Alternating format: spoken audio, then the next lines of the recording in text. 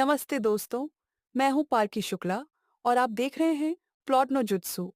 जिंदगी में कभी कभी कुछ ऐसे पल होते हैं जो हमें हिला के रख देते हैं। कुछ ऐसा वक्त जब सब कुछ खत्म लगता है, लेकिन वहीं से एक नई कहानी शुरू होती है। जोम 100 के एपिसोड 1 में हमने देखा कि अकीरा तेंदु का ऑफिस लाइफ एक हॉरर स्टोरी से कम नहीं था। और जब दुनिया सच में जॉम्बीज से भर गई, तब उसने पहली बार आजादी महसूस की। लेकिन आज एपिसोड 2 में हम उसके नए मिशन के बारे में जानेंगे। अपनी बकेट लिस्ट पूरी करना, अपनी शर्तों पर जीना। तो चलिए, बिना वक्त गए चलते हैं उस दुनिया में जहां जॉम्बी सिर्फ बैकग्राउंड है और असली कहानी है एक मरता हुआ इंसान का फिर से जीना। एपिसोड की शुरुआत होती है अकीरा के नए जज्बे के साथ। अब वो एक लिस्ट बना रहा है, bucket list of the dead.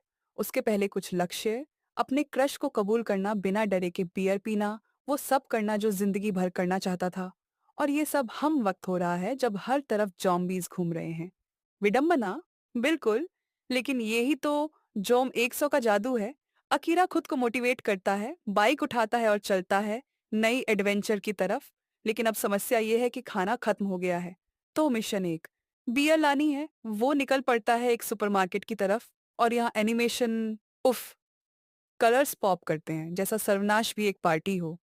वो जॉम्बीज के बीच से निकलता है एड्रेनालाइन रश के साथ। और जब बियर मिलती है, उसकी आंखों में वो चमक जैसा कोई सपना पूरा हो गया हो। लेकिन तभी एंट्री होती है एक नए किरदार की, शिजुका मिकाजुकी।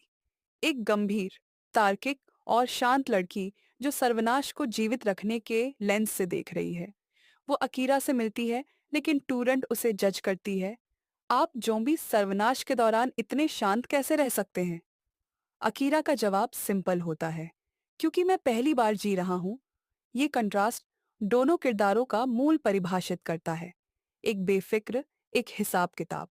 और ये क्लैश दिलचस्प बनने वाला है आगे। शिजुका हर चीज का रिकॉर्ड रखती है, संक्रमण दर, पोषण योजना, सुरक्षित मार्ग। और अकीरा, वो सिर्फ जीना चाहता है, बिना किसी प्रेशर के। फिर हम देखते हैं फ्लैशबैक, शिजुका का अतीत, एक नियंत्रित जीवन जहां उसके निर्णय उसके नहीं होते। और अकीरा का बोरिंग कॉर्पोरेट लाइफ, जहां हर दिन एक जैसे लगते थे। दोनों के नजरिए अलग हैं, लेकिन दर्द एक जैसा है। और सर्वनाश में ये दर्द उन्हें दिखता है कि जिंदगी सिर्फ बचा नहीं, जीने के लिए भी होती है। वापस प्रेजेंट में शिजुका उसे कहती है, सर्वनाश में भी लापरवाह मत हो। लेकिन अकीरा उसके साथ शेयर करता है अपनी बकेट लिस्ट। शुरुआत में शिजुका उस पे है देती है, पर जब वो लिस्ट पढ़ती है, कुचलने की बात कबूल करो, एक यात्रा पर जाएं, स्वतंत्र रूप से जिए, तो उसके अंदर भी कुछ हिलता है।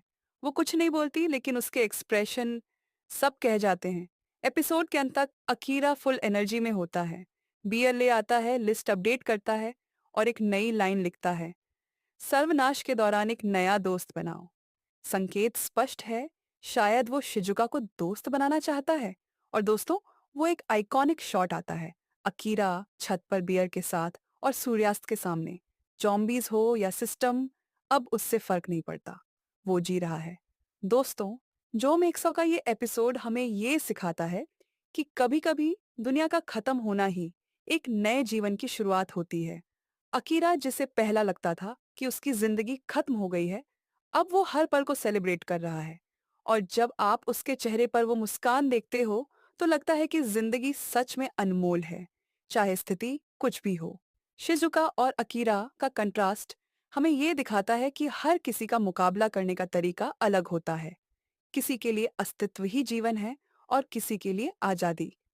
पर कहानी तो अभी शुरू हुई है, जॉम्बीज अभी हैं और अकीरा की लिस्ट लंबी है। तो दोस्तों, कैसा लगा आपको एपिसोड 2 का ये ब्रेकडाउन?